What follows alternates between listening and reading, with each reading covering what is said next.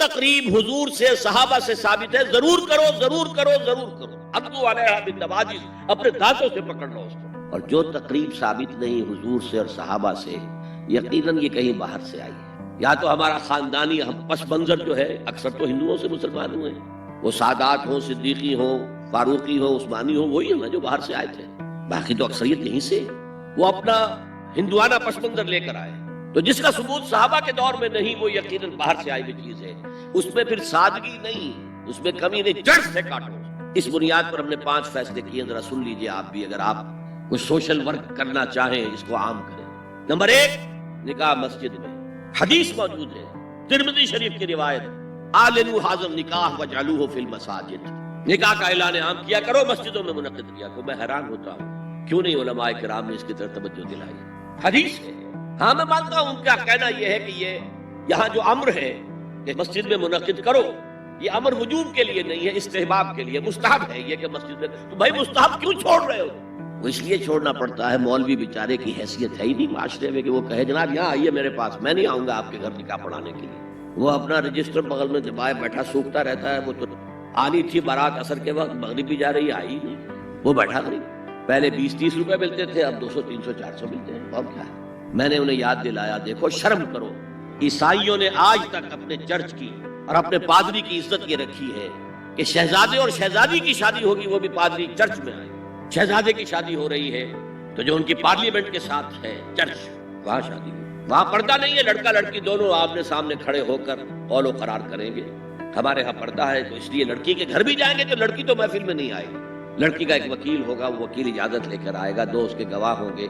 اس کے سامنے اجازت لی گئی، پھر وہ نکاح خاں کو اجازت دیں گے، نکاح پڑھا دیں گے۔ پہلی بات یہ ہو گئی کہ نکاح مسجد۔ نمبر 2، نکاح کے موقع پر کوئی دعوت طعام نہیں، کوئی ثابت نہیں۔ دعوت طعام صرف ایک ہے، وہ ولیمہ ہے، اور اس قدر معقول بات ہے۔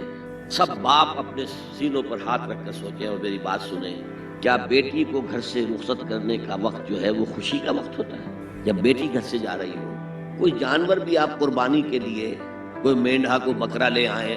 8-10 دن پہلے اور بچے مانوس ہو جائیں تو وہ جب آپ ذبح کرتے ہیں تو پچھاڑے کھاتے کہ نہیں بچے؟ اور یہ لخت جگر ہے، نور چشم ہے، 18 20 22 برس گھر میں رہی ہے، وہ جا رہی ہے، خوشی نہیں ہے وہاں، صرف یہ ہوتا ہے سائی آف ریلیف۔ ایک ذمہ داری کا بوجھ تھا، اللہ نے آج پورا کرا دیا، اتروا دیا بوجھ۔ پھر بھی اندیشہ ہوتا ہے، پتہ نہیں مزاج ملے نہ ملے، نئے ماحول میں جا رہی ہے، وہاں جا کر ایڈجسٹ ہو یا نہ ہو، اندیشے پھر بھی ہوتے ہیں۔ تو ان سے مرغ پلاؤ کھانا اور متنجن کھانا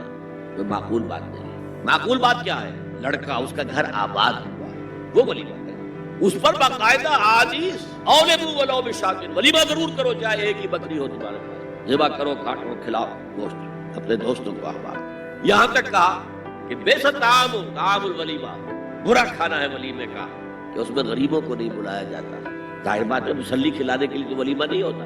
اپنے احباب کو، دوستوں کو بلایا جاتا۔ پھر بھی میں تم سے کہتا ہوں کہ جسے ولیمے کے لیے بلایا جائے وہ اگر نہیں جائے گا تو اللہ اور اس کے رسول کے حکم کی نافرمانی کرے۔ تو جس رسول نے اتنی تفصیل سے حکم دیا ہو ایک دعوت کا، وہ دوسری دعوت میں بھی خیر ہوتا۔ میں بیان کرتا ہوں، جب نکاح مسجد میں اور کوئی دعوت طعام نہیں تو بارات کا تصور، خلاص۔ بارات کس بلا کا نام؟ قرآن میں تو کوئی ذکر ہی نہیں، عربی میں یہ لفظ ہی نہیں۔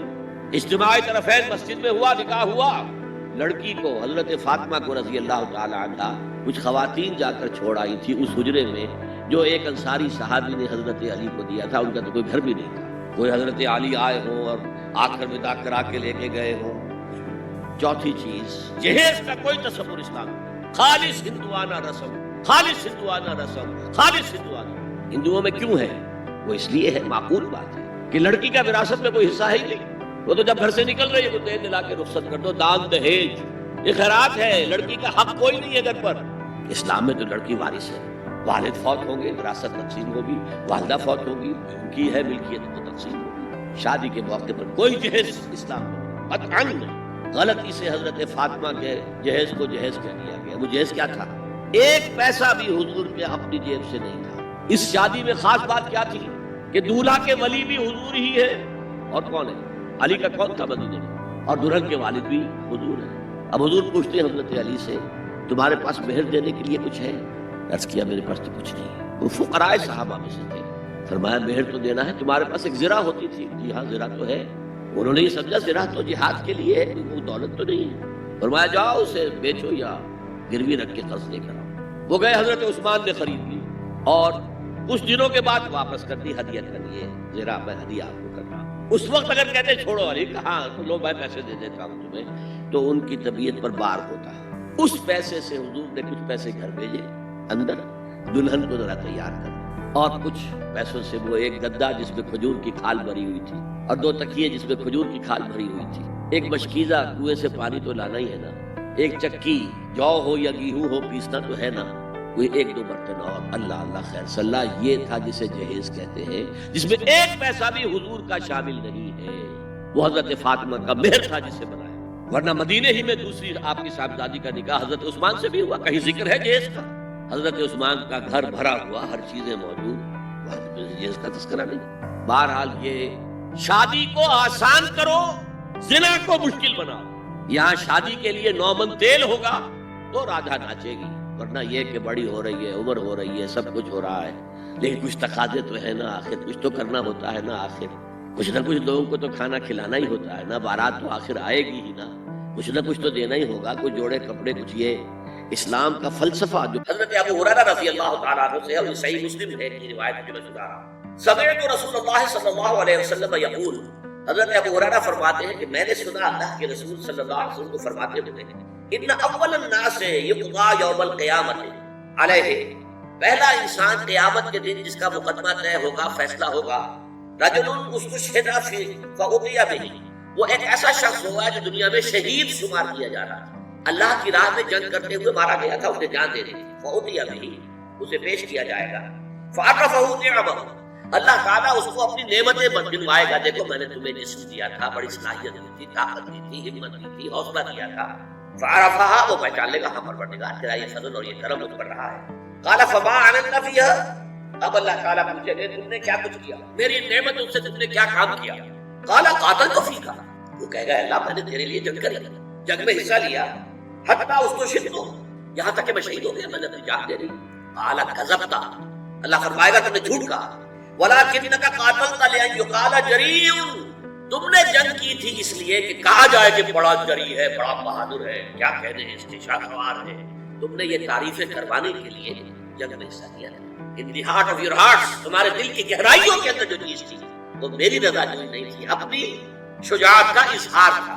لأن يقال جريء فقد قيل، وہ کہا جا چکا دنیا کے اندر، تمہاری جرأت کے اور بہادری کے اور تمہارے جو ہے وہ بڑے غلغلے بلند ہو چکے ہیں، فقد قيل ثم أمر به،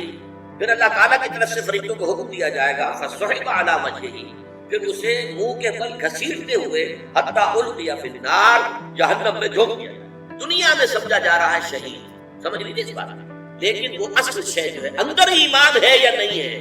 اور وہ ایمان ہی در حقیقت محرک نہیں ہے اس عمل کا، کوئی اور شے ہے، شہرت طلب ہے، کسی اور طریقے، کوئی مال کی طلب کے اندر جنگ کرتا ہے، کوئی حمیت کی وجہ سے،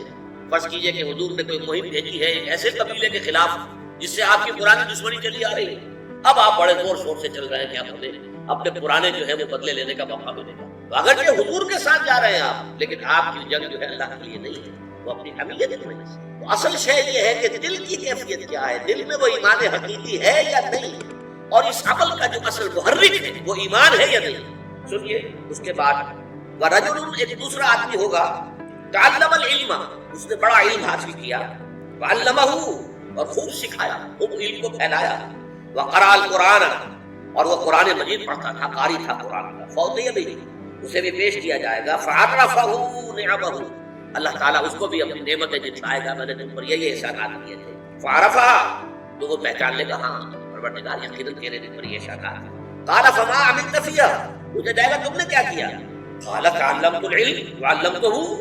اے اللہ میں نے علم حاصل کیا، اسے پھیلایا، لوگوں کو پہنچایا، وقرأت فيك القرآن، اور تیرے لیے، تیری خوشنودی کے لیے میں قرآن پڑھتا رہا، قال كذبت، اللہ فرمائے گا تم نے جھوٹ کہا، ولكنك تعلمت العلم ليقال عالم وقرأت القرآن ليقال هو قارئ، تم نے یہ علم اس لیے حاصل کیا تھا کہ تمہارے علم کا شہرہ ہو جائے، بڑا عالم ہے، بڑا متبحر عالم ہے، اور قرآن پڑھتے تھے تاکہ کہا جائے بڑا عمدہ قاری ہے، بہت عمدہ قاری ہے، فقد قیل، وہ کہا جا چکا، تمہارا مطلوب جو تھا دنیا میں حاصل ہو گیا،